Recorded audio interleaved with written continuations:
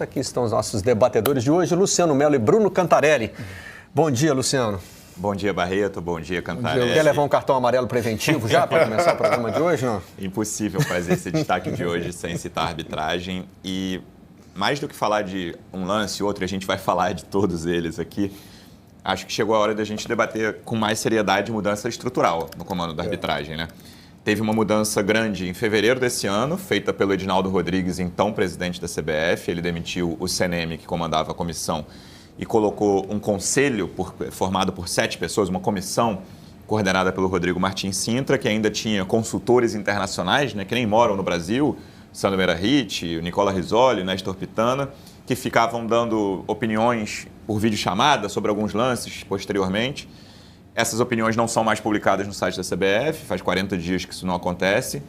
E essa comissão, coordenada pelo Rodrigo Martins Sintra, não conseguiu evoluir. O trabalho é muito ruim esse ano.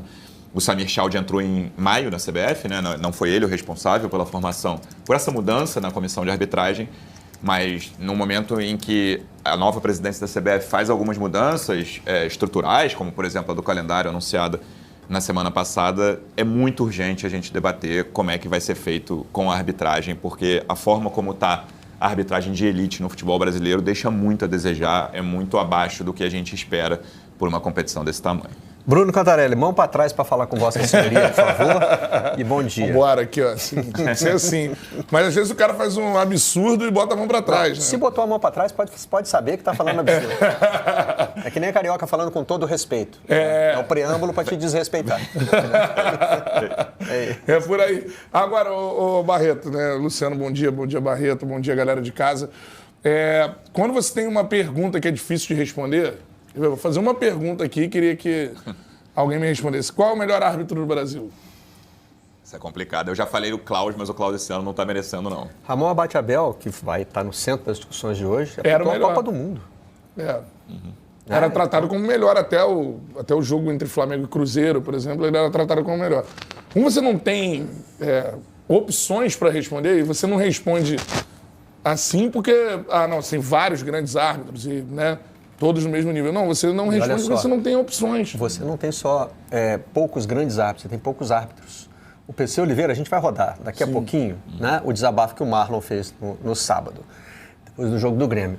Ele citou nominalmente o PC, que aí fez algumas considerações. Ele não fez nenhuma acusação ao PC, não. Mas como citou nominalmente, né, a gente deixou o PC falar sobre... E o PC fez uma análise mais aprofundada, assim, porque o Marlon pede profissionalismo, né? A profissionalização dos árbitros. E o PC disse o seguinte, olha, nós temos hoje 15 árbitros com nível para apitar a Série A do Campeonato Brasileiro. É muito pouco. E quando a gente fala em equipe de arbitragem hoje, gente, aumentou muito. Uma equipe de arbitragem hoje é maior do que um time de futebol. Você precisa de 14 caras. Outro dia eu me espantei, teve um jogo que eu narrei no Premier. Estava Heber Roberto Lopes como árbitro auxiliar do árbitro de VAR. Então, assim, você tem ali o auxiliar do árbitro de VAR, tem o quarto árbitro e por aí vai. É um mercado que aumentou e todo mundo precisa estar qualificado para operar vídeo, qualificado para falar num sistema de áudio, para apitar o jogo, tomar decisões importantes, muita coisa. Mas quando tem uma pergunta que, né, você pode responder com facilidade quem é o melhor jogador do Brasil, você vai ter opções, a gente vai debater. Quando você tem uma pergunta que a resposta é vazia, acho que mostra bem o momento que a gente está vivendo da arbitragem no Brasil e, de fato, é algo para se preocupar. Eu vejo a CBF se reestruturando em outros aspectos. Eles apitam melhor fora, né? Quando eles saem daqui, eles apitam melhor. Até essa Copa do Mundo de Clubes, os brasileiros foram elogiados. Sim. E aí tem fora é menos... Não, para mim, por isso que eu estou falando que eu acho estrutural. Eles são menos opressor do que grandes opções aqui, não são grandes árbitros, mas é estrutural. Eles são incentivados a apitar mal. Mas aí uma outra coisa também... Aí, os times e técnicos e jogadores caem nessa falácia, na minha opinião, de é um sistema prejudicando tal clube. Né? Porque não é. Porque quando o clube é beneficiado, isso nunca é dito pelo técnico de quem foi beneficiado. Hoje a gente venceu, mas hoje eu fui beneficiado aqui, meu gol foi irregular. Não aparece para dizer, só aparece quando perde. Qualquer clube é assim.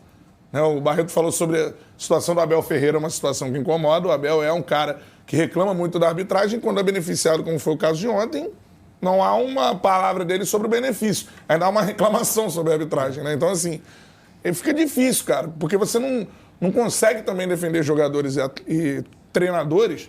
Ontem, por exemplo, teve alguns lances no jogo entre Flamengo e Bahia, por exemplo. Achei as duas expulsões foram merecidas. Também achei. Né? Mas bem merecidas, assim. E você vê os jogadores reclamando. E até jogadores, às vezes, eu entendo a questão ali, por exemplo, o Jorginho, um cara europeu que tem que exercer um nível, uma liderança no Flamengo, a torcida vai cobrá-lo disso. Pô, ninguém fala com a arbitragem. Esse ponto é chave, Cantarelli, pra mim. O torcedor brasileiro, ele cobra o jogador, o treinador e o dirigente dele a reclamar da arbitragem. Exatamente. Quantos times, atualmente, a gente está vendo esse fim de semana aqui, pô, o nosso time só tem jogador frouxo, não fala com o árbitro. O nosso dirigente é ruim de bastidor. Quantas vezes a gente já ouviu isso? Então, tem todo um ambiente que incentiva o jogador, o treinador, o dirigente. Por exemplo, o Boto ontem foi reclamado da arbitragem de outro jogo. Sim. O Flamengo perdeu o jogo por demérito dele, méritos do Bahia. E depois do jogo, o Boto foi reclamado do árbitro do Palmeiras e São Paulo.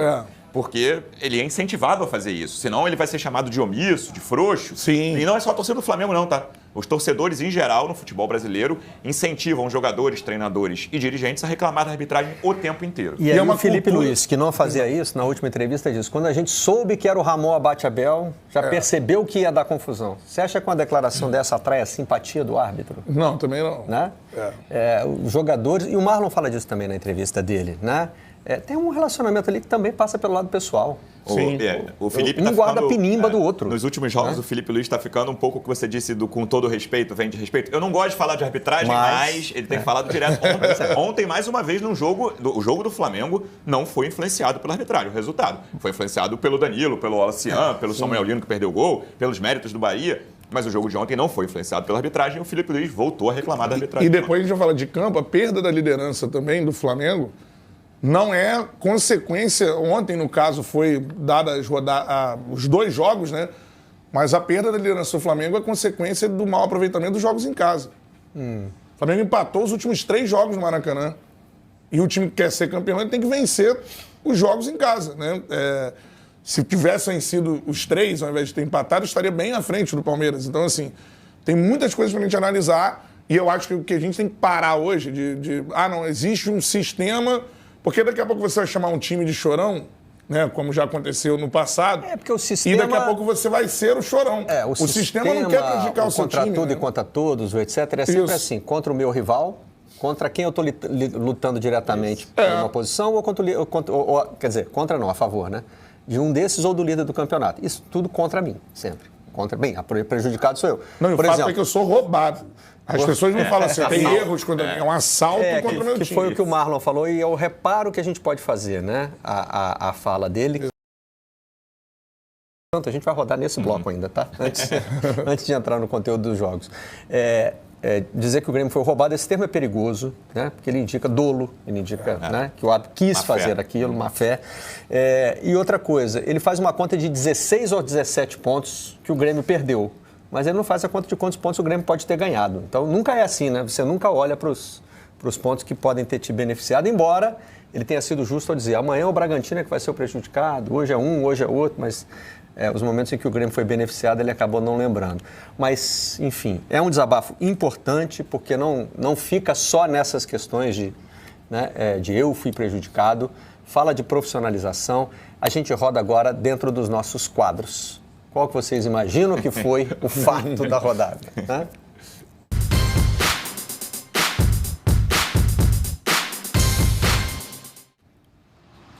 Fato é que os árbitros erraram muito nessa rodada. Muito. Desde esse momento aí. Esse momento teve um aspecto curioso, né? O PC Oliveira, nosso comentarista de arbitragem, fez uma avaliação na hora, dizendo que não tinha visto o pênalti e se corrigiu no troca de passes, dizendo, olha, olhando as imagens com calma, percebo que foi um ato, não sei se ele chamou de brusco ou bruto, né? E que marcaria o pênalti. Esse é o Marlon, no lance que decidiu o confronto do Bragantino contra o Grêmio que já tinha o Kahneman expulso, né? De uma forma que a gente não conseguiu entender. Isso aí, desculpa, vai. Isso aí é surreal. E aí tem esse erro aí. Mas esse é o lance, assim, eu sou contra falar, né, enfim, sem falar de erro, mas é um erro tão gigante, isso aí eu acho que pênalti mais bizarro não marcado nos últimos anos. Do Arthur Cabral é pênalti e tudo mais, você pode achar ali que ele desaba, enfim. Eu acho muito pênalti. Aí mostra um pouquinho também do ambiente que se cria para árbitro no Brasil. O árbitro é bloqueado na ida ao VAR. Ele não consegue passar. Para mim, o primeiro amarelo do Alter é justo. Esse segundo eu acho exagerado. O primeiro amarelo, ele chega com o dedo em rixa no Não pode se posicionar na frente do árbitro que vai rever uma imagem, gente. Está demais. E olha aí, ó, a regra de só o capitão fala. Onde ela foi parar? Esse é exagerado, esse segundo amarelo, né? Esse tipo de lance aí acontece toda hora. Esse empurra dentro da área, se der cartão para todo mundo, não para ninguém em campo. Né? Bom, enfim, é um acúmulo de erros de arbitragem que marca a rodada. E, olha, a CBF publicou uma nota, né, sobre a atuação da arbitragem neste fim de semana. A Comissão de Arbitragem informa que os árbitros centrais e de vídeo, né, o VAR, das partidas de Red Bull, Bragantino e Grêmio, São Paulo e Palmeiras, serão condicionados a treinamento. Essa também é uma punição que deixa o torcedor insatisfeito. A reação é sempre assim, mas condicionado a treinamento. Só que é o seguinte, gente, não tem como buscar ponto de volta, não dá. Né? Errou em campo, errou. A punição... E aí, você vai fazer o quê? Eliminar os caras do futebol? Nunca mais você pode apitar um jogo. Abrir um processo criminal. Aí piora, que aí você vai puxar um... Enfim, não tem. A CBF reconhece que os caras erraram. A nota diz basicamente isso, né? Mas os caras não podem errar toda a rodada, aí você afasta o cara que errou. Aí ele é reciclado, daqui a pouco ele volta. É que também a expressão condicionados a treinamento é vaga, né? A gente não sabe que treinamento é esse, como ele é feito. Quanto tempo vai ficar fora da escala? Os caras não são funcionários da CBF, né? Então tudo isso entra na cobrança principal que o Marlon faz na entrevista que eu citei tantas vezes e a gente vai rodar agora. Olha, o Grêmio, o futebol porto-alegrense está sendo categoricamente roubado desde que começou o campeonato. A gente vive numa liga onde você quer melhorar o calendário, a gente não tem nem profissionalização dos árbitros. Profissionalizar e melhorar os árbitros. Esse pênalti que foi marcado hoje aqui, que aconteceu com o Grêmio, foi uma baixaria, isso é sem tamanho, porque não tem critério nenhum. Eu tô com o braço colado, temos o nosso demérito dentro de campo também de muitas vezes errar, tudo, mas o que aconteceu hoje aqui não pode acontecer. E não é só com o Grêmio, o Sport já foi prejudicado, outras equipes já foram prejudicadas também. Na próxima rodada vai ser o Bragantino prejudicado. No Clássico Grenal teve 2 pênaltis que o Brasil inteiro disse. Depois o PC de Oliveira, que foi um excelente árbitro, diz categoricamente que não é pênalti pro Grêmio, e ele vai dizer hoje que não é pênalti pro Grêmio, como já aconteceu várias vezes. O problema é que isso repete. Ele já disse que não foi pênalti. Não, exatamente isso. Ele já disse que não foi pênalti, mas isso não vai voltar atrás. Porque depois a pressão dos jogadores que perderam os pontos, é no treinador que perdeu os pontos e a equipe é prejudicada. Eu digo, isso não acontece só com o Grêmio. Acontece com outras equipes também e já aconteceu de forma vergonhosa. CBF, profissionalizem os árbitros. Melhora a qualidade do teu produto, porque não tem condição de jogar mais assim. Esse é o pedido que eu considero o mais relevante. Né? CBF profissionaliza os árbitros. Já está ficando na cara que se os árbitros, né, que são cada vez mais necessários em quantidade e qualidade, é bom repetir isso, né? Eles não podem ficar se preparando para arbitrar por conta própria. Eles têm que estar sob o controle, sobre o comando. Controle é outra coisa. Eles têm que estar sob o comando de quem organiza o campeonato. Os jogos de domingo deram mais peso ainda a essa declaração feita no sábado à noite, né? Deram mais razão ainda. Por exemplo, a gente não fala, com relação aos árbitros, sobre coisas que os jogadores reclamam muito. Que eles viajam muito, que eles têm que apitar jogos correndo muito em gramados ruins. Pesa para eles também. Aconteceu com o Felipe Fernandes de Lima esse fim de semana, né? Apitou o jogo do Corinthians no sábado à noite em São Paulo. Foi apitar um jogo amador em Brumadinho, Minas Gerais, no domingo de manhã, passou mal. Um árbitro de Série A. Privação de sono, uma coisa que o Abel Ferreira levantou outro dia. Imagina, esses árbitros... E os árbitros até aquela coisa, né, que o futebol brasileiro inventou, que árbitro de um estado não pode apitar jogo do time do mesmo estado. Os caras viajam pra caramba, eles não apitam só jogo de Série A, né? Apitam da Série A hoje, como você diz, vai pra Brumadinho depois, amador, né? Vai apitar... Ganhar dinheiro, amador. Enfim... Cara, toda hora. Se esse lance vai passar o programa inteiro, eu vou ficar aqui impressionado, vai cara. Passar várias vezes hoje. Assim, vai passar daqui a pouquinho. Eu queria... qual é o argumento, assim, não vou dar o pênalti? Qual é o argumento do Ramon Abate Abel, né? Aquilo ali não é pênalti pra ele, assim. E do VAR, assim, não... Olhei e achei um lance absolutamente normal, assim. Aliás, a gente está de olho, né, para saber se os áudios vão ser divulgados. Sim. Já tem a nota, né? Então, pela nota, a CBF já O que o PC explicou ontem. É o quê? Um contato normal? O procedimento Se bem que nesse lance, tem sido desculpa. só divulgar o áudio quando o árbitro vai ao monitor. Nesse isso aí. caso não houve, né? Esse E aí, era o na teoria acréscimo. seria só, a CBF deve mandar isso só para os clubes envolvidos, não deve divulgar no site como ela faz em lances nos quais o árbitro vai ao monitor. Mas seria bom a gente Também saber acho. também por que não chamou. Concordo Para com mim ela. não é questão do VAR chamar ou não chamar, é o peso do lance. Bom, vamos adiantar, né? A gente foi fazer trocado hoje? Puxa a nota 0, porque ela já está em looping.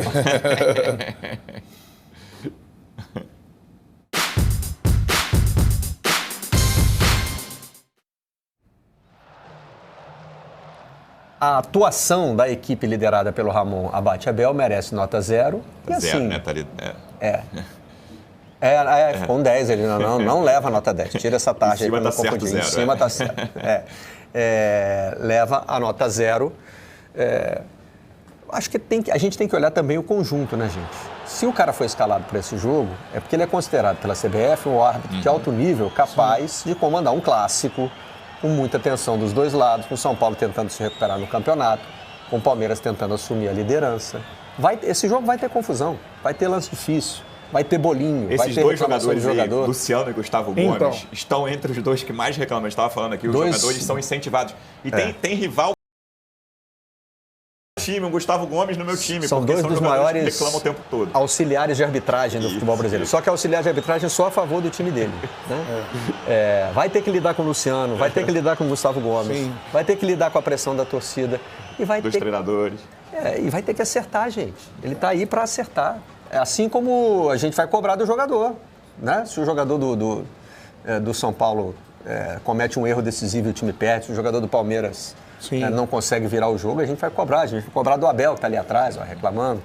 A gente vai dizer que dirigiu mal, que trocou mal. Todo mundo aí está sob pressão. Então, o árbitro tem que ter o nível desse jogo. Né? E a equipe comandada pelo Ramon Abate Abel se envolve no maior equívoco, no maior erro da rodada. Conjunto de equívocos, né? Esse é o maior. E o pênalti, né, salta aos olhos como o maior erro de arbitragem dessa rodada. Então tá aí, meus amigos, o Flamengo que infelizmente acabou perdendo o jogo para o time do Bahia por 1-0 lá em Salvador, na Arena Fonte Nova. O Mengão que passou praticamente o jogo inteiro jogando com um jogador a menos, expulsão, né, no começo do jogo do Danilo, e depois ainda, né, teve a expulsão do Wallace Ian, que acabou dificultando ainda mais, né, o futebol do Flamengo. Mengão acabou perdendo a liderança para o time do Palmeiras, e o Cruzeiro teve a oportunidade de tirar a diferença, tropeçou em casa para o lanterna da competição, né, o Sport. Ou seja, o Brasileirão está em aberto, né? A luta pelo título, ela segue firme entre Flamengo, Palmeiras e Cruzeiro, né? O Cruzeiro um pouquinho mais ali correndo por fora, mas o Brasileiro está, logicamente, sendo disputado por essas três equipes. Vamos ver o que vai acontecer agora, né, depois da parada da data FIFA. Vou deixar aqui os créditos para o canal do Sport TV. O link deles se encontra na descrição do vídeo como forma de crédito. Vou pedir a você que não é inscrito para se inscrever no canal, ativar o sino e deixar o like. Daqui a pouco eu volto e trago mais novidades para vocês. Afinal de contas, isso aqui é a nossa paixão. Isso aqui é o nosso amor. Fui, nação!